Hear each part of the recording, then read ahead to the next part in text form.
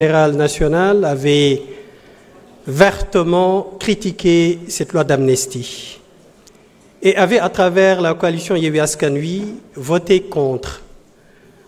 Donc, je suis très à l'aise aujourd'hui pour parler de cette loi interprétative. Cette loi interprétative a collé à la loi d'amnistie qui, comme tout le monde l'a précisé, doit être revue. Et sur la forme, le débat se pose sur la forme.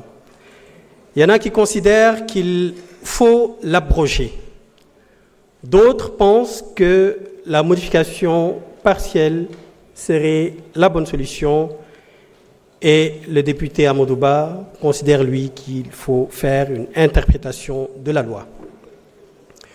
Moi, je suis de ceux qui considèrent que abroger la loi serait une demande dangereuse. Cette loi d'amnistie qui a été élaborée et votée de façon hâtive continue de traîner aujourd'hui ses tares. Et d'ailleurs, ce qui vaut cette proposition de loi interprétative. Abroger la loi d'amnistie reviendrait à fragiliser l'ordre juridique en ce que cette loi d'amnistie a déjà produit ses effets ou continue de produire ses effets depuis sa promulgation, depuis le 6 mars 2024. Le principe des droits acquis, l'intangibilité du principe des droits acquis et le principe de la non-rétroactivité se heurteraient à l'abrogation de cette loi. Elle produit ses effets depuis le 6 mars, je l'ai dit tantôt. Des personnes qui avaient été emprisonnées ont été libérées. Des procédures qui avaient été enclenchées ont été stoppées. Et la loi d'amnistie a demandé que les peines et les procédures soient déclarées inexistantes, même si les faits demeurent. Donc, abroger cette loi reviendrait à fragiliser la sécurité juridique. Il reste la modification. On aurait peut-être pu la modifier. Mais modifier cette loi serait beaucoup plus...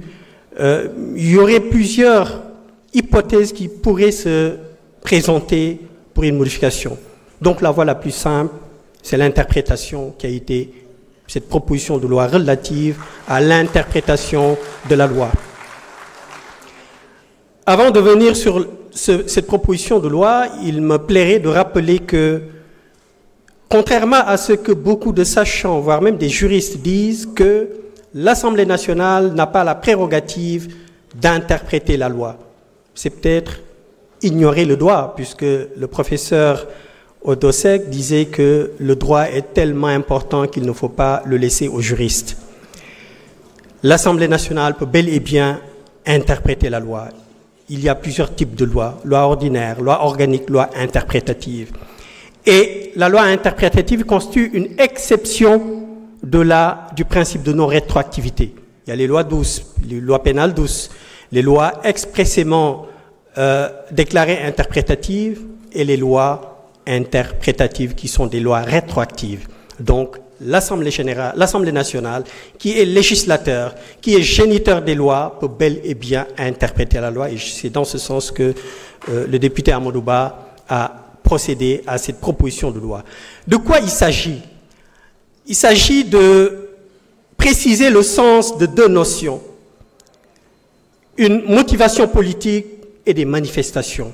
Il s'agit d'un champ d'application fourre-tout qu'il fallait nécessairement préciser et en même temps faire de sorte que cette loi soit conforme aux instruments internationaux qui ont été ratifiés, souscrits par le Sénégal. Donc, je pense qu'il n'y a pas un chat à fouetter. Cette conciliation nationale, cette cohésion nationale qui a été l'objet, le soubassement de cette loi d'amnistie ne peut se faire que si la justice est rendue. La paix, on ne pourra y atteindre que si la justice est rendue. Et donc, il faut impérativement, nécessairement rendre la justice. Merci. Merci beaucoup. Honorable Papa Tahirou Sarr, vous avez la parole. Honorable... À vous, merci. Honorable Rokhaya Ndiaye. Vous avez la parole. Honorable Mamadou Diaw se prépare.